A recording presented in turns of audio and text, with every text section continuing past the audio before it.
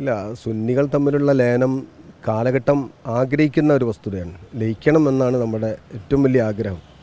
പക്ഷേ ആ ലയനത്തിൻ്റെ പേരിൽ പഴയ കാലത്തെ ഉലമാക്കൾ പണ്ഡിത സഭ ചെയ്തിട്ടുള്ള എടുത്ത തീരുമാനങ്ങൾ തെറ്റായിരുന്നു, അവർ ബാഹ്യശക്തിക്ക് വിധേയരായി ചെയ്തു പോയതാണ് എന്നൊരു അപരാധം അവർക്ക് നേരെ വ്യംഗ്യന്തരേണ സൂചിപ്പിക്കുന്നതോ അല്ലെങ്കിൽ പ്രത്യക്ഷമായി ആരോപിക്കുന്നതോ ശരിയല്ല. ഞാൻ മനസ്സിലാക്കുന്നത് സമസ്തകല ജമിയത്തുലമയുടെ ഉലമാക്കൾ ബഹുമാനപ്പെട്ട കണ്ണിയത്ത് ഉസ്താദും ശംസുൽ ഉലമയും ഒക്കെ എടുത്ത തീരുമാനം സുചിന്തിതമായിരുന്നു. ആ തീരുമാനത്തെ അംഗീകരിക്കുന്നവരാണ് സമസ്തയിലെ മഹാഭൂരിപക്ഷം സമസ്തക്കാരെല്ലാവരും പാരമ്പര്യമായി അംഗീകരിക്കുന്നവരാണ്.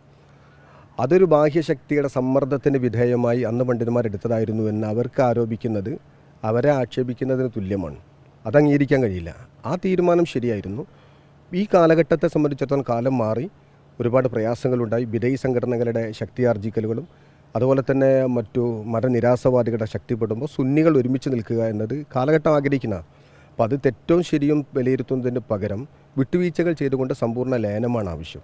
ആ ലയനത്തിന് ശ്രമിക്കുന്ന അതേ സമയത്ത് തന്നെ പഴയ തീരുമാനങ്ങൾ സമ്മർദ്ദങ്ങൾക്ക് വിധേയമായി കൊണ്ടാണ് അല്ലെങ്കിൽ ബാഹ്യശക്തികളുടെ ഇടപെടൽ കൊണ്ടാണെന്ന് പറയുന്ന വാദത്തോട് ഒരിക്കലും അംഗീകരിക്കാനും ന്യായീകരിക്കാനും കഴിയില്ല. അല്ല എന്നുള്ള കാര്യം ഉറപ്പാണ്. കാരണം എന്താ വെച്ചാൽ ഈ ബാഹ്യശക്തികളെന്ന് ആരോപിക്കുന്ന ആളുകൾ തന്നെ അഭിപ്രായത്തിൽ അവർ പറഞ്ഞിരുന്നു, ഈ രണ്ട് സംഘടനകളും തമ്മിലുള്ള ലയനത്തിന് മീഡിയേറ്റർ ആവേണ്ടത് മുസ്ലിം ലീഗാണ്. അപ്പോൾ മുസ്ലിം ലീഗ് ഇതിന് കാർമ്മികത്വം വഹിക്കണമെന്ന് പറയുന്നവർ ഒരിക്കലും മുസ്ലിം ലീഗ് ആയിരുന്നു ഇത് ബാഹ്യശക്തി എന്ന് പറയില്ല. കാരണം ആ കാലഘട്ടത്തിൽ ഒരു അപരാധം ചെയ്ത അതേ മുസ്ലിം ലീഗിൽ തന്നെ ഇന്ന് ഇതിൻ്റെ മീഡിയേറ്റർ സ്ഥാനം കൊടുക്കാൻ ആരും താല്പര്യപ്പെടില്ലല്ലോ. അതുകൊണ്ട് മുസ്ലിം ലീഗ് അല്ല എന്ന കാര്യം അവരുടെ സ്റ്റേറ്റ്മെൻറ്റിൽ തന്നെ പ്രത്യക്ഷമായി ബോധ്യമായ സംഗതിയാണ്. പിന്നെ മറ്റേത് ശക്തിയാണെന്നത് അവർ പറയണം.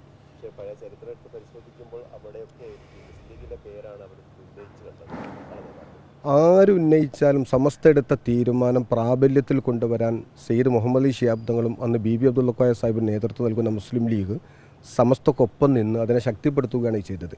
ആ തീരുമാനത്തിൽ അന്നെടുത്ത തീരുമാനം ആലോചിച്ച സമസ്ത മുഷാവരുടെ ഈ മഹാൻ നേതാക്കന്മാരുടെ ഒക്കെ നല്ല ശക്തമായ ബോധ്യമുള്ള ലോക പണ്ഡിതന്മാരിൽപ്പെട്ട ആളാണ് ഷെയ്ഖുന ശംസുൽ ഉലമ.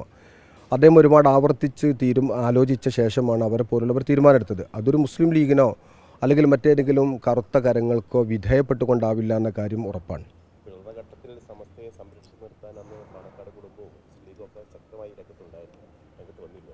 ഉണ്ട്, ശക്തമായി സമസ്തയുടെ കൂടെ നിന്നിട്ടുണ്ട് പാണക്കാട് കുടുംബം. ഇന്നും സമസ്തയുടെ കുടുംബം കൂടെ തന്നെയാണ്. അത് ഞങ്ങൾ ഒരിക്കലും മാറ്റി നിർത്താൻ പറ്റാത്തൊരു ഘടകമാണെന്ന് സമസ്ത നേതൃത്വം തന്നെ പാണക്കാട് കുടുംബം തന്നെ വ്യക്തമായി തന്നെ പറഞ്ഞ കാര്യമാണ്.